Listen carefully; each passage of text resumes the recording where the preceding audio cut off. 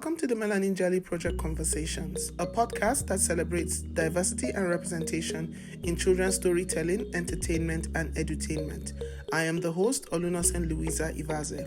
On this podcast, I chat with authors and creators of children's books, entertainment, and edutainment. This is also a collaboration with the Ottawa Black Book Club. So good morning, Dr. B. Welcome to the Melanin Jelly Project Conversations. My name is Olunosen Louisa Ivaze. I'm the host of this podcast.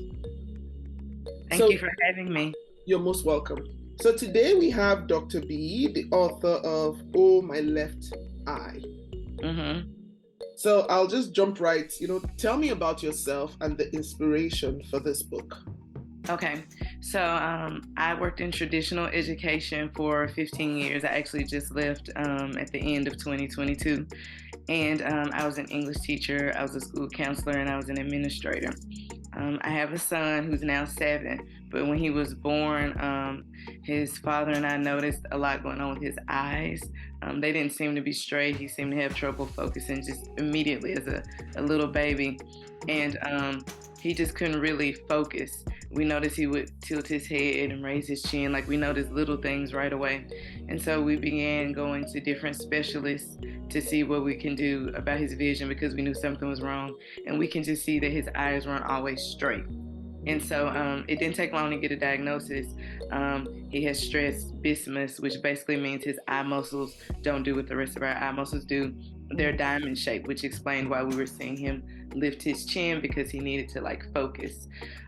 So I had said for years that I would be an author. My bachelor's degree is in English. I love to write, and I would start projects and never finish them. I think every author has at least one story of starting something, not finished, starting a book and not finishing, probably more than one. So you know how life gets in the way. As the young people say, life was lifing. And so I would always start a book and stop it. I was very passionate about contemporary romance. I just knew that's what I would do. I was going to write the next Waiting to Exhale, right? So I would start these projects, and, as I said, I had a pretty hectic career. Teaching is tough. In the U.S., it's one of those overworked and underpaid type of things. And I was married at the time, and then I became a mom. So, I was juggling all of that. So I would start these little mini novels and not finish. But while we were sitting in the waiting room of his now eye specialist, I saw books on the table about just different things that children would experience. And I thought, what if I write a book about what we've been experiencing with his journey, with his vision? And because we went through multiple eye specialists, specifically ophthalmologists. Those are like optometrists, but they can actually do surgery, and they deal hands-on with the inner workings of the eye. And so I live in the South in the United States, and if anyone knows anything about that, the racial thing is still very real. And we were a couple of color, and there were no eye specialists of color. Everyone we saw was, of Caucasian descent. Mm-hmm. So when we finally went to the specialist that we currently still have, Dr. Pandya, she is a woman of color. She is of, if I'm not mistaken, Indian descent. Mm-hmm. Our experience was so different. She believed us. She trusted what we said. And I just thought, I have to write a book about this, and I need to include her. So that's how I got the idea. And she is actually a character in the book. So her last name is Pandya. And so Dr. Panda is inspired by her. And I never told her that I was doing it. So once the book was published, I surprised her at the office with 2 copies, one to put on the tables in the waiting room, and one for her personally. And we took a cute little picture together. But my son and his journey with his vision totally sparked the drive for me to actually do it. I'm still very passionate about contemporary romance, and since then I have published an anthology of contemporary romances. I decided all of those books that I started that I didn't finish, I would put them together and make a collection. So I ended up doing that maybe 6 or 7 months after we did Oh, My Left Eye. So I'm proud of that, but definitely a passion project, because it's dealing with my son. So he had eye surgery. He wears glasses now. He ended up getting diagnosed with being colorblind. And whenever I tell people that, they're like, oh no, but I'm like, his life doesn't miss a beat. He may look at something that's blue and call it purple, but in general, he's an everyday functioning first grader. but he really was the motivation to actually do it and not put it off. Oh, great. Fantastic. Your story is amazing. And I'll also tell you, I started my very first job as an English teacher. Yeah, that was my very first job. Thank you so much for your very inspiring story.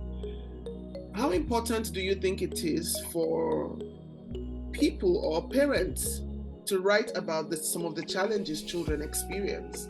Because when I started reading the book and I saw, my left eye, I wasn't sure what to expect. I went, growing up, we had kids like that. Children will have nicknames for them. Because sometimes they will go, the person has 4 o'clock eyes. The person, yeah. So for you to actually write about strabismus, it's very, very touching because it brings the story home. It gives us the opportunity to understand what this condition is and also empathize with people going through it. So how important do you think it is for people to tell stories about some of the challenges children might face? So I love that you asked this question because that has really shaped my journey as a children's author now. And again, I never saw this for myself. I was dead set on being, Terry McMillan or Kimberly Lawson Roby. Like, these are people I actually was reading about probably when I shouldn't have been because I was like maybe 12. So I just knew I would take that path, but this has shaped who I want to see myself as an author and whom I want my son to see also because, it was something that could be seen as really shallow, but I told my now ex-husband, I said, we will not deal with him being the cross-eyed boy. Yeah. It's a very real thing that children are mean, whether they mean to be or not. Adults are mean too, but that's different. So it was important to me because as soon as he came out, we were like, whoa, we saw it in his eyes. And I didn't want that to be how he started school. I said, life is tough on children anyway. I don't want him to start with something that's very visible, that's already setting him back and giving him all these insecurities. And so I wanted to make sure that the illustrator depicted his eyes being crossed so someone somewhere who has similar issues with his or her eyes could say, you know what, I understand that looks like me, because we don't really see that. And my next book to be released, I'm in the final phases of it now, also celebrates diversity because it's about what my son experienced when my ex-husband and I divorced. We had such a difficult time finding characters, both in book, in print and on TV, that only have one parent. I don't care what animal it is, a pig, a tiger, an elephant, they all have mommy and daddy, and he became very sad about knowing in my class is from divorce. I reached out to the school counselor and I said, hey, is there a divorce group that, he can be a part of? She sent a mass email, not one single family responded. And I'm like, there's no way we're the only ones in this situation. And we do live in a predominantly Caucasian community. We live in a suburb, and sometimes people of a certain class don't want to own that and talk about it, but that's something that's very real. So I did all this research on books, on movies, on series, and because I couldn't find it, I was like, I'm creating it. So I decided to come up with a series called Tales in Two Households because my ex-husband and I do have 50-50 custody, and it wasn't a battle. It was something that we both wanted. And a lot of people, that's another thing people don't know about. They assume if there's joint custody that one person lost half his or her rights. And so I wanted to celebrate that because my son was seeing it as a bad thing or a punishment. And so again, my son has helped me celebrate and really push for diversity in that way, because diversity isn't just about our skin and our cultures, right? Like certain days of the week, he's with one of us, other days he's with the other person. And instead of that being so taboo for people to talk about and make him feel like he's bad, I'm like, let me make a series about it. And each book will, narrate, if you will, an experience that we actually do have with being in two households raising this child. So, and within that, I make sure all the characters are super diverse. So there is someone who isn't very slim, and that's not something that I want to be seen as, oh, we need to counsel her, but we aren't all slim. So there's a character in the book who looks a little more fuller than the other characters. There's someone of Hispanic descent, Asian descent. There's a Muslim character. Like, I wanted diversity to be seen in every way. So not just the fact that this character, who is my son, has two households and he has two of everything, and this person drops him off on certain days but the other household picks him up. I also wanted to celebrate that people don't all look the same, believe the same, so I tried to incorporate as much of that as possible without being too preachy. So I just made it very obvious through what the characters look like that it's a diverse group. Okay. So I do want that to shape who I am as an author. I do want to be known as a person that talks about the things that used to be taboo, but we realize it's a part of it, and the children see themselves in that. Okay, yeah. The parts of that manuscript I read, because when I came across it, I was wondering, okay, what happened to the other parent? Then I came to understand that the parents were divorced. Books, most children's books you read try to create the perfect family. It's always so this is one of the first books that I came across that explained that both parents were separated and both parents have 50-50 custody. Most children's books, when there is just one parent, is either the other parent passed away. Yeah, so I thought that was great. I'm still looking forward to reading the complete manuscript of that book. Yeah, because I got to that point, it was hanging. I wasn't sure. Did he jump on the dad? What's going on here? That was the part. Yeah, that was where I stopped. Yeah, it's kind of a cliffhanger there at the end with the one character who's actually inspired by one of his closest friends, and they're moving away soon. So that would be a surprise for them that he's a character, but so they don't know that yet. But just kind of having a cliffhanger of what's going on with this weird little boy, and maybe putting more emphasis on him in another story. Something I had to check myself on, I wanted to specifically say the parents were divorced, and I felt that was a pride thing for me. It's again, I live in the South, Bible Belt. I wanted people to know that I was initially married. I was married when I had my child. And you know what? I said, no, I want to celebrate diversity in every way. So I never actually say that they're divorced. I just say that they no longer live together and they live in separate households, because you know what? Some people are in a co-parenting situation and their parents weren't married. And I'm meeting more and more women who do want to have children but don't want to get married yet.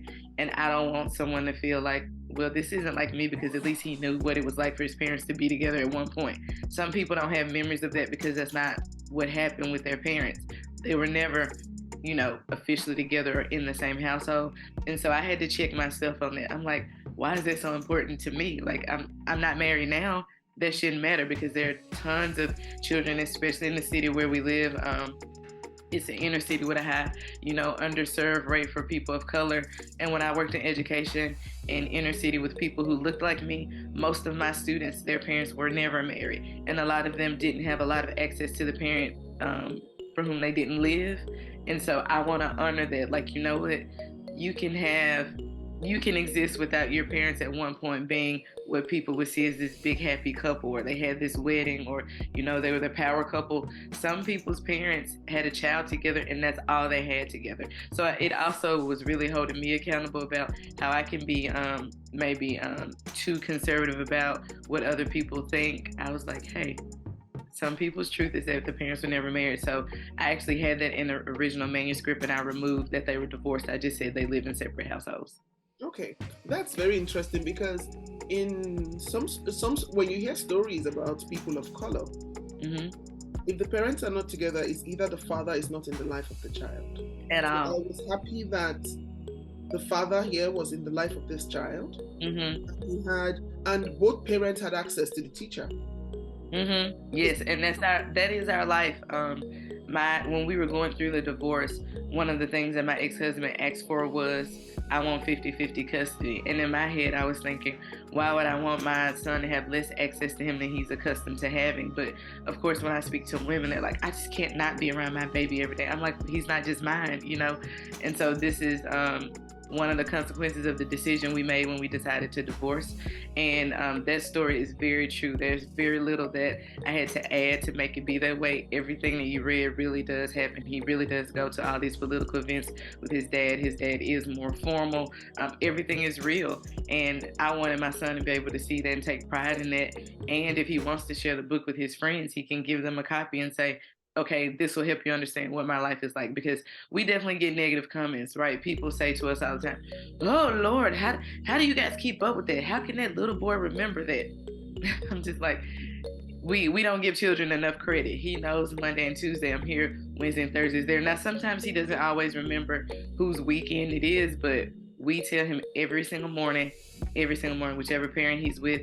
I always call when he's with his dad. I say, "Who's picking you up today?" And he'll say, "Mommy," or he'll say, "Oh, I'm going home with aftercare," and then dad will, So I'm not saying it's perfect, but that's our reality, and I don't let people make me feel ashamed, because it was a part of that in the beginning. It was like a lot of shame, and they said, "Oh Lord, y'all go back and forth all through the week. I thought everybody did week to week." I said, "Well, no, there's so many different ways you can do joint custody, but people always make, again, I'm in the South, oh Lord, it's a lot of clenching of the pearls, and people act like I sent a little newborn out to, navigate this alone." I'm like, he's 7, and now he's heading into He's heading into the third year of doing this, and this is a person I was married to. Like, we did life together for a decade. So how dare I say no? He can't do that and deprive both him and my son. But yeah, again, being in the South, everything has to be a certain way, Bible Belt, and if people don't.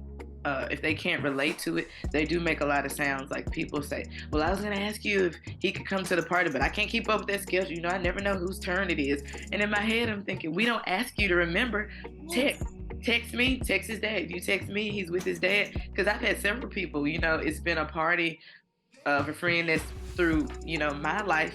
And I tell his dad takes him to the party, and vice versa. Sometimes we'll switch. I'll take him to the party and drop him off at his dad. Like, to everyone else, that's so crazy. But to me, it's what's best for my son, right? Like, he shouldn't miss out because we decided we couldn't work things out. So it's really forcing me to be mentally tough, because people are very opinionated, and there's so many things I never thought people would say, including people who I feel like knew us as a couple. I'm thinking, did you really think I would just tell his dad no and fight him for custody? Why would I do that? So it's been a learning experience for me, a lot of thickening of the skin, and just really putting what matters to me at the back and focusing on my son. Yeah, I think the thing is, some people, for me, I always say, do not punish children for the mistakes of their parents. Correct. And some mothers intentionally keep children away from their fathers as a way of... I see it a lot. Yeah, but it makes no sense, because tomorrow that child is going to go somewhere and someone is going to say something, and then the child is going to come home and ask, why don't I see dad?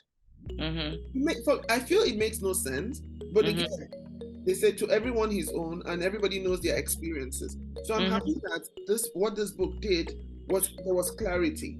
You have time with dad, which I felt was really, really good. So I'm going to go back to this book, Oh My Left Eye. Yes, ma'am. In regards to healthcare, how important do you think it is for us to find doctors of color? How important do you think it is? Do you feel they understand our issues better, or it's medicine, so all doctors should know? So should is one thing, right? Like, there are a lot of things that don't. I mean, there are a lot of things I should do. I should do better about my laundry, but it's currently piled high in the laundry room, right? But of course, I see the value in it, especially based off this experience. So, for example, my OBGYN is not a person of color, and she has been my OBGYN for over a decade. Everything goes very, very well. I feel like she's very knowledgeable, understanding, and I feel like she's done the work because she lives in a predominantly Black city. I think she did what she had to do to make sure she understood just the average issues and commonalities of women of color. And so because I feel like she understands, I'm more than happy with her as my healthcare professional. She's moved offices, and I actually moved with her to different health groups because I like her that much, and I think she's awesome. On the flip side of that, I do feel when we went through this with my son that played a part in us not really being heard. Also, not only were these people not people of color, but they were much older, and a lot of the older people, for example, don't believe in surgery. And so I will always be honest about it. It was very important to me that his eyes didn't look the way they looked. We couldn't tell if he was having issues with his vision in and of itself because it was all he knew. Since he was born that way, he knew how to adjust. Like I said, he tilted his head, he lifted his chin, and he never complained. We didn't see him squint. We just saw him making little alterations, right? Modifications so that he could see. But it did matter to me that he didn't start school with his eyes looking that way. Okay. Well, we saw 3 or 4 ophthalmologists that were all older Caucasians, and I feel like they totally brushed off everything. They said surgery doesn't work, and you could tell they didn't believe in it, and our voices weren't really being heard. So a part of that could be, excuse me, their age group also, right? Like, yeah, I was gonna say that. 2 of them were close to retirement and have since retired. You could tell they didn't believe in it, but they weren't offering a lot of solutions. So if you don't believe in surgery, what can we do? So almost every specialist said, patch his eye, patch his eye. He hated it, and it was just really difficult. I worked full time. I came home and cooked every day. Once he got to be 3, his pre-K gave him homework.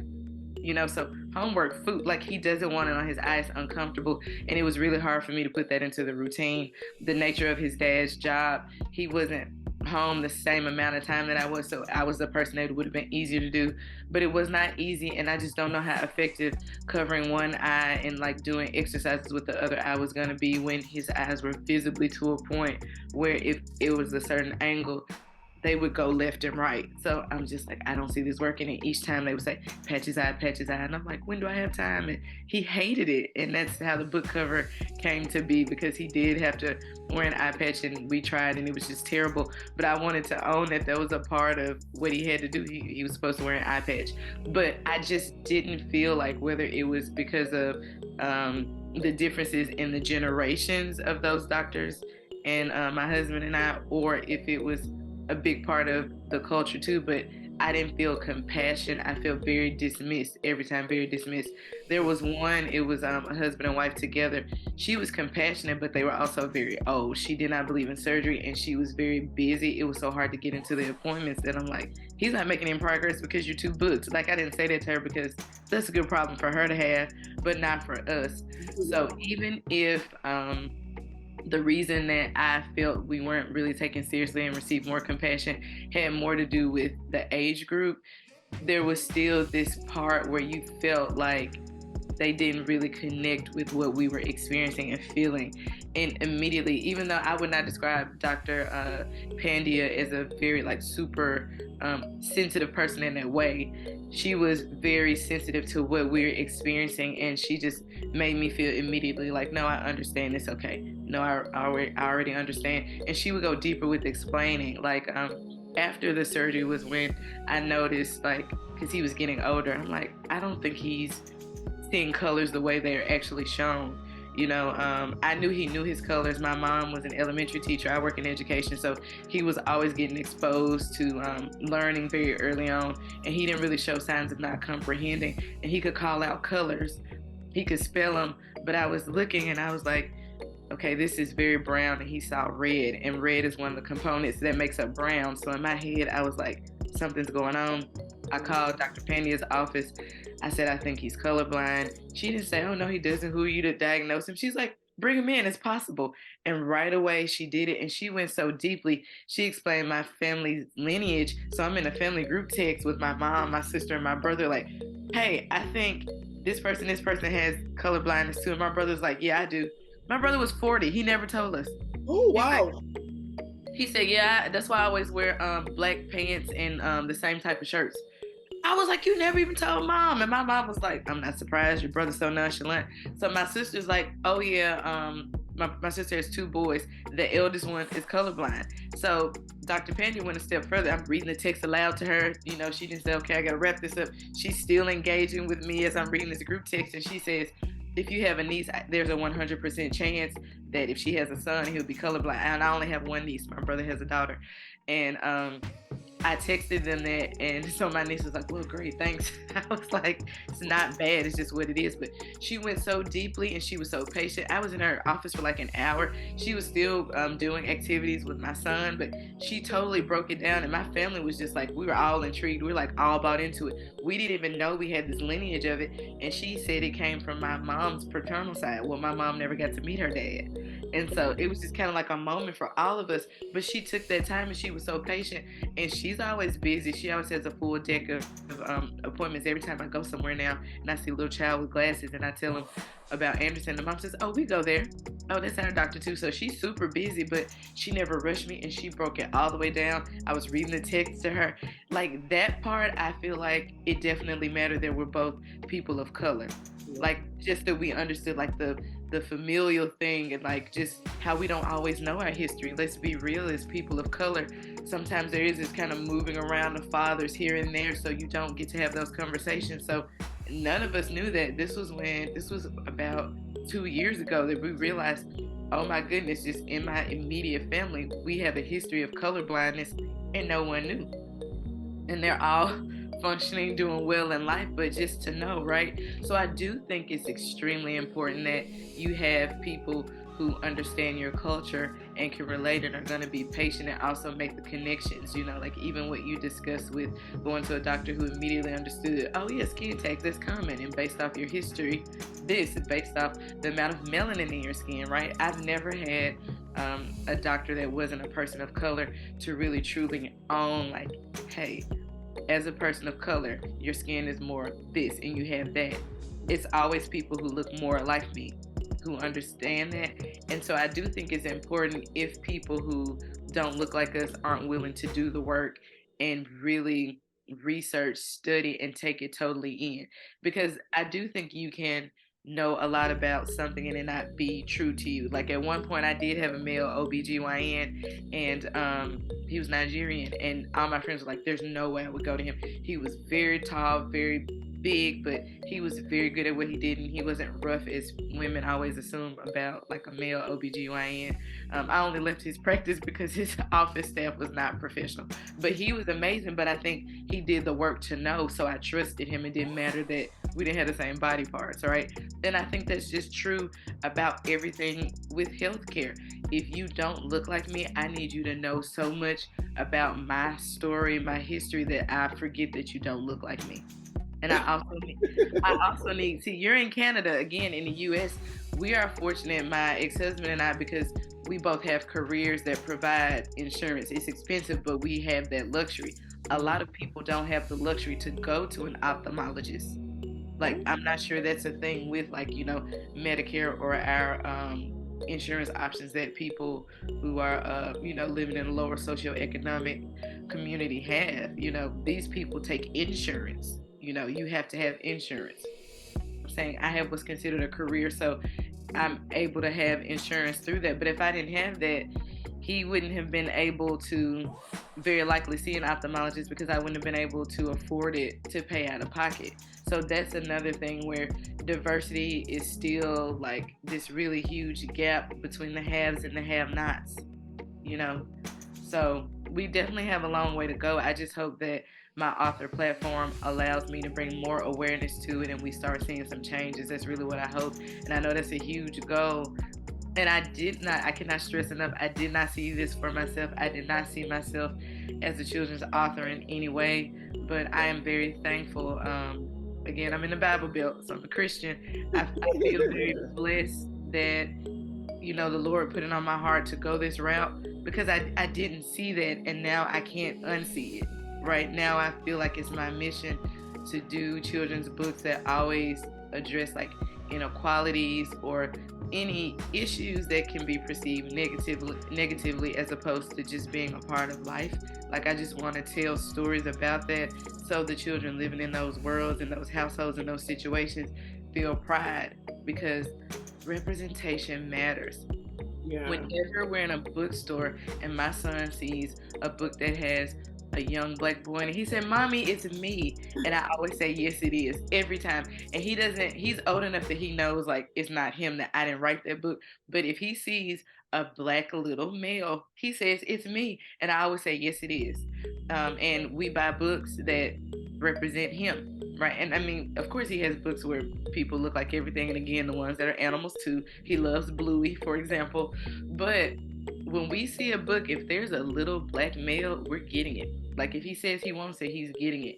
Because when I grew up, there weren't black characters in books. We had all the different animals. We had Sesame Street, Yeah, me too. Yeah, I'm an 80s baby, so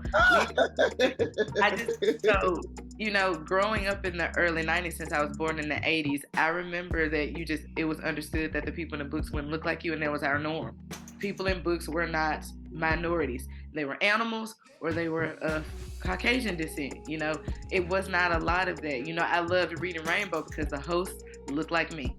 I loved reading Rainbow. Most of my friends right now, if we're in the same age group, we still talk about that. That was monumental for us. Okay, Books that are being discussed by a black man. Okay, no. Reading Rainbow, LeVar Burton was the host of it. Okay, no. Nigeria was colonized by the British. Our education system was very British, but we had Sesame Street.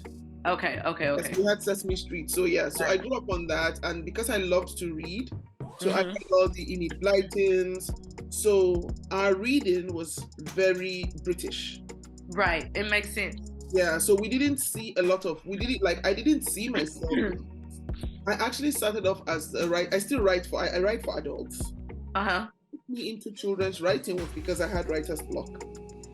And I still have manuscripts and short story collections just sitting there on my computer, and I don't want to take stories. So I said, you know what, Louisa, trick your brain. Right. I'm writing for kids. And I went, okay, but I'm a children's writer. What do I write about? Yeah. Then I thought, but I love history. I'm a history junkie. And I thought, okay, what better way, Louisa? You know so much about history. Speak to children about history. And then I started a series called the Africa is Not a Country series. Nice. So it has twins, a girl and her brother. And here I am talking about the African hair tradition. Yes, I love that. So African hair tradition and what hair? Because I realized that even though our ancestors, some of our brothers, you see, yes, away. And then this is the African safari where I'm talking about indigenous African animals. Yes. Some children don't know that tigers and kangaroos are not indigenous to the African continent. Right. They don't know that. So I felt that I think it's a good way to teach children about the continent. Because I realized that when I got into diversity and equity and representation, I realized that the knowledge of the motherland is very limited. It is. When I hear people say, "Ooh, we're going to Wakanda," I actually get offended because I go, Wakanda doesn't. Right. It's not real. Yeah. Not real. Or you tell me, oh, so I just went to Africa, and I go, what country did you visit? Africa is not a country. So when I hear people say that, people are patronizing. I go, no. People need to learn. Need to know, and if I'm going somewhere, I need to be able to communicate exactly where I went. It's not a country, it's a continent. Make the extra effort. Yeah. To learn and to understand. So coming back to what you were talking about, I feel that with doctors too, sometimes I think it's the age. You had mentioned earlier, if you decide that you're going to work with a different ethnic group, it helps if you make an extra effort to learn and also understand the experiences and the issues that ethnic group experiences. Yeah, I think it's very, very important. So in regards to children, right? How important do you think it is for children to see themselves in books? Like when I grew up with Barbies. So when I wrote this book, I went as far as doing this. Yes, for me, I just went, when my nieces, when I see them with dolls, and when they see, my nephew has been on my case over this. Auntie, where can I get a boy doll and the girl doll for my sister? And I went, as soon as Auntie has more money to produce more dolls, I know. I will send it to you. So how important do you think it is for children to see themselves in stories, in positive stories? Because growing up, anytime they bring in a person of color, be it Black, Chinese, Latino, either the person is a criminal. Every time, yep. Yes, every time. So how important do you think it is for children to see themselves reflected in a positive light in children's books? Extremely important. As I said, representation matters. We all want to see ourselves reflected in something in a positive light. I also came up in the era where they were just starting to introduce some Black dolls, but my mom, who is very pro-Black, did not allow us to have white dolls. She's like, you don't need a doll that doesn't look like you. And if someone got us one as a gift, she didn't say anything to them, because, Southern manners, but it was made very clear to us right away. You will not be obsessed with that doll, and you better make sure that your dolls that look like you're the ones that get the attention. She was very big on that. And so coming up from in that household, I was already, I had a heightened awareness of it. And so it made it very easy for me to make that be a focus with my son. Like every book he has, I will say he has quite a collection, because his mom is who she is. More than half of them are people of color. And I allow him to pick out books that he wants, and I notice he is more drawn to the ones that look like him, so I don't really have to push it. Like, he and I haven't had that conversation yet, to be honest, about, hey, I don't want you to want this because it doesn't look like you. He's more drawn to that. When he was in kindergarten, he was the only person of color in his class for a very long time. And when someone transferred in that was a person of color that was actually Black, he came home. He said, "Mommy, there's a boy in my class who looks just like me." And I'm thinking, you have a twin? And I kept listening to him talk. That's when I realized he was the only person who wasn't white in his class, because it's during the pandemic, so we weren't allowed in the building and all of that. So I didn't know what the makeup of his class was, but for the first 3 or so months of kindergarten, it was like all white students and my one little Black son. So he seems to be drawn to that. So in that respect, I'm very fortunate that he chooses that. But in general, I know it matters because I see how happy he gets. He lights up whenever he sees a Black male on anything, but especially in books and toys, things that are of interest to him. It lights up his smile and he says, "It's me." We didn't have that in my time. So the one Black character that might have come along, you were obsessed with that person, whether it was a guy and you were a girl or vice versa. You were just happy that your skin color matched, especially being brown and darker skin in the U.S. I think it's everywhere, but for sure in the U.S., when you did have Black anything, like characters in movies, shows, it was fairer skin, especially women. I almost never saw actresses that looked like me, especially in roles where they were perceived as smart or attractive. I like my skin. I don't wish I were lighter. I just like seeing more examples of darker skin, more melanated women being seen as beautiful and attractive.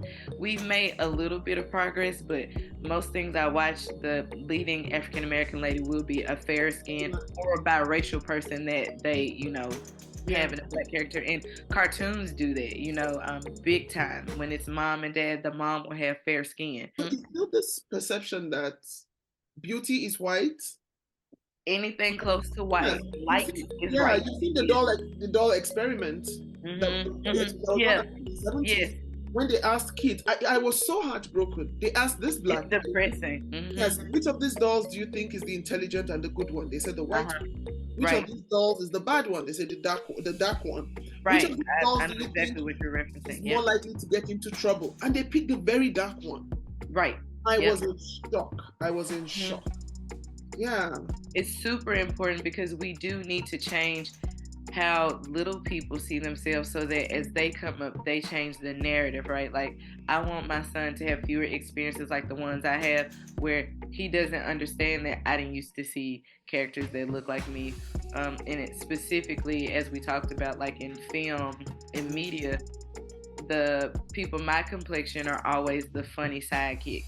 The women who look like me in any complexion darker than I am almost never are the attractive one. They're the sidekick, they're funny, and that's been the norm in the States for, I'm sure before my time, but it's definitely as long as I can remember. Even in animated series, the mom will be lighter complexion and they'll let the dad be dark. I'm like, am I not attractive enough? So if we want to change like so much that's going on in the world, a lot of it does stem from like self-hate and like this perceived notion that if I look this way, I'm less than, not good enough. If we want to change that, we have to have representation early. So the people in my son's age group and around those ages are like more full of pride, and so they're less likely to engage in these activities and these belief systems that really corrupt our world. Like, we have to show them it doesn't matter how you look, you're still valued, you're important, and you're more than good enough to do whatever you want to do. because I didn't come up in it. And so during my time, most of the black males did end up committing crimes and perpetuating the stereotypes that have been set before them. And I just really do wonder how much, I'm not saying that's the reason for all the crime and all the trouble in the world, but I wonder how much it would have changed if they did see positive representation of them. Like, I do see more movies now that have black male doctors, and I love that. Never saw that when I was young. The doctors in any movie or TV show were white. I mean, I grew up during Doogie Howser. I don't even know if you know what that is. No, but, what's his name? Patrick. What's the actor? But he was a child doctor, but he was white. It was a very popular show. He was so smart that he went all the way through all of school and med school and became a doctor. But you never saw people of color doing anything really amazing, which is why the Cosby Show was a big hit. Well, yeah. Oh, But Felicia Rashad is not a person I would consider. It's not dark. Really. Exactly. Right. So we loved having that representation, and they had a lot of fair-skinned kids that really didn't make sense. You know, like, how is that their child? How did this? Don't get me wrong. People of color, we can make a child any color. We really can. And I love that. I always talk about. I was like, black women we're the one who can make a child of any color. Like, we can literally have it. Have you seen Eartha Kitt's daughter? Yes. Like, we make babies look any color. I have friends that none of the siblings look alike and they have the same mom and dad. They all have different complexions. Like, we could just, black girl magic is a real thing. Yeah, melanin magic is real. Melanin is forever. It's real. That was why I called this podcast the Melanin Jali Project. I like the name so much. Yes, because a Jali in ancient Mali was a storyteller. So before we started to document things in books and all of that, stories were passed down through orally. There will always be this storyteller. Right. I think in French or English is the gras, but traditionally it's called the Jali. So that person will pass stories on to generations, onto generations, onto generations. So when I started this children's book series, started writing it, I just thought, this is a passion project. It's a project very close to my heart. So why not? Yeah, Melanin is forever and I'm the storyteller. Right. So I love that. Yes, as the Melanin Jali. And my Africanness is something I take a lot of pride in. As you should. Pride in talking about it. I take a lot of pride in promoting it. And I look, okay, what can I do for other authors? Because I look at, it's like I run the Ottawa Black Book Club. I started it here because I was looking for a book club that read the kind of books I wanted to read. Right? And when I started the Ottawa Black Book Club, someone said to me, "Oh, Louisa, how can you start a book club that focuses on only books by authors of Black and African descent?" I said, well, because I can. Other races have told us, like Caucasian. They do what they want, yeah. Told their stories for years. So I don't see anything wrong in having authentic conversation and shaping our narrative.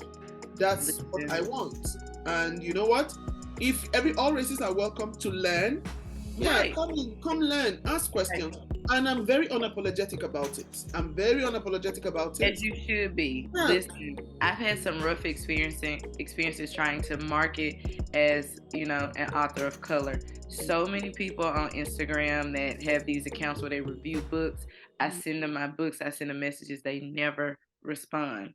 They see how I look and they assume certain things about me just based off how I look. And it was really tough with the contemporary romance because they assume because I'm a woman of color that I'm gonna write. So in the US, there's this genre of writing which I don't think is bad, but it's not my thing. It's like the thug love, hip hop love, the very edgy hip hop project style of writing, and they call it urban, right? I don't think there's anything wrong with it, but honestly, I don't really have any experience in that. I've never really ever lived anywhere that would be considered the hood. I was not a girl who was into thugs, so that's not, and it's not wrong for people who are, right? But that's not my experience. But they look at me like, oh, she has locks, she's black. No, they don't even respond. They assume if I wrote the cover of my book in no way represents the urban fiction genre, because it's a very specific styling that they do even with covers. But I've had the hardest time marketing because all of these people who do all of these reviews and they really have a strong following, they don't want any parts of an African American author. And I think it's just because of how I look. They assume things about me and my writing. It's been so tough. So I'm so thankful for you and your platform, because people like me, we need it. It's so hard to navigate in this predominantly white field. You know, when people picture an author, they don't picture you or me. I've even had people say, "Oh, Dr. B, I picture something different." Oh, What did you picture? You know, like, I know what that means. And even the part about having to say, yes, I do actually have a doctorate degree. I'm like, why would I call myself that if I don't have one? Yeah, because for me, I wonder, why do I always have to explain myself? And they do not. Yeah, that when they saw Louisa, they expected to see an Italian. Yeah. We cannot change history, but I think we can make amends for a lot of our mistakes, and we can also choose to do right. So yeah, so for me, I don't, you know what? I think when I thought of putting this podcast together, I said, we don't have enough podcasts that celebrate representation and diversity in storytelling. I believe in authenticity. Now I'm chatting with you and you're telling me the story you've written is personal to you. Has to do with your child. You know what you're talking about. The problem with other ethnic groups writing stories about other ethnic groups, especially people writing Black stories, I feel that for you to write a Black story, if you are not Black, you need to understand what you are writing about. That part right there. Yes, when people just write stories about other ethnic groups based on assumptions or on what they think. Right. It's almost like a slap in the face. It is a slap in the face. Those books get published. There's a reason that we have Melanin Magic and Black Girl Magic. It's something about us that if you're not us, you can't put your finger on it, you can't describe it, you can't depict it. And it's like another author I interviewed, and she said to me, it feels like it's like a slap in the face. Totally. My children's books, I decided to self-publish, and before I did that, I had sent it to many literary agents, publishers. It keeps getting turned down, and I keep wondering, okay, is it because I wrote about slavery? But it is the reality of how a lot of things came to be. Our children need to understand that Black history did not start with slavery. In the Americas, didn't start with slavery. Right. Kings, we were queens. Look, the world will not be what it is today without Africa. Without richness, without our gold, without our labor, without all of that, the world will not be what it is today. But you try to get published, and it's like writing while Black, getting published while Black. It was a struggle for me too. That's why I ended up doing self-publishing. No, I mean, they just keep. I think consistency. Yeah, for me, I keep writing my stories, and I say I will keep telling, because you look at it, and I ask people when I interview traditionally published authors, I ask them, do you think that getting traditionally published affects the authenticity of your story? Because remember, publishing in the end is a business. Oh, and definitely. Publishers want to publish what they can sell. So when you send off your work you find a literary agent, oh, we like your work, this publisher, we've sold it to this publisher, but the publisher says to you, tweak it, make adjustments here, make adjustments there. Do you think that it affects the authenticity of your story? And I think to some extent it does. Definitely. As an author, you want to get published. A publisher wants to publish what they can sell. And I explained to her that I think a time has to come where we get comfortable with being uncomfortable. Yes. Yeah, because the only way we can heal is by admitting this is wrong and telling the story. That's what I feel. I agree. Yeah. So how important do you think it is for Black authors to come together, for us to motivate ourselves, to support, do I use the word motivate? To motivate and support each other in this journey of publishing, getting our voices out there? How do you think we can support each other? So I do believe there's a power in numbers, and just what we just discussed about, that traditional publishing route is currently still very much focused on a more like Europeanized way of doing things, and that includes the stories that we tell. So I think the way we support each other, one way is like through your platform, your podcast, and creating this support system where we're all like blasting each other's information out. We having groups, right? Whether it's Facebook groups, we're meeting on different platforms like Zoom, Teams, but having frequent communication and support so that when there's something I'm struggling with, or just getting the word out, you have this community of people. Like that tribe thing is very, very real. Us always being together and uplifting each other, making awareness about it. If we get those numbers, I think it'll be hard to like tell us no. Like it's so many of us, people want this, there's a need for it, and it's all of us here. How do you turn this down? And it would be really remarkable if there were a publishing house that really did focus on minorities, but that's not how it goes. It's very, again, Europeanized, mainstream, and mainstream almost never means minority, right? Because it's the opposite. So we really don't have a real voice in traditional publishing yet. As much progress has been made, generally speaking, it's still very much behind. I live in a predominantly black major city. I'm just in a suburb. So here you would think it would be way more because we're the majority. But even still, you go into a bookstore, you go into a Barnes and Nobles, there's not a large, African American section. It's, very, very small. All the way at the back. Oh yeah, it's never right at the front. Maybe right now because Black History Month, but no, it's not. I think when Sulwe came out by Lupita Nyong'o, I went to a store here in Canada to look for it. I was so excited. And when I got into the store, I just went to the front shelf to check. It wasn't there, and I had to ask. And she said, "What book is that?" And she's a star. Yeah, and I said, "Sulwe by Lupita Nyong'o." She went, "Sulwe." I said, "So where do you have books by Black authors, Black children's stories?" Oh, all the way there.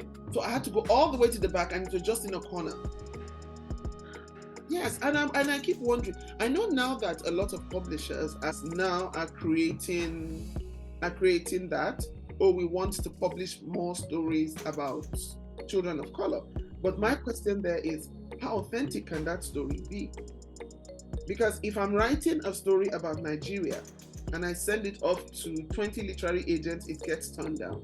Yeah. I finally find maybe one literary agent who is interested. Okay, I can sell this story to a publisher, but you would have to make some adjustments. You see that? Immediately it's not authentic because you're taking away something that was very real. But again, remember that the goal is I want to get published. And then some people will say, you know what, tweak it for now. By the time your name is known, you can start writing authentic stories. So or maybe they'll keep saying, you knew this when we signed you, Yeah, so it's a very you don't know, right? You don't know for certain if it turns into you having your real voice, but if you take pride in the authenticity of your stories, you're basically saying I can't be traditionally published because anything you alter is no longer authentic when you're telling those type of stories. That's a story, yeah. So what do you see what do you hope for the future for your books?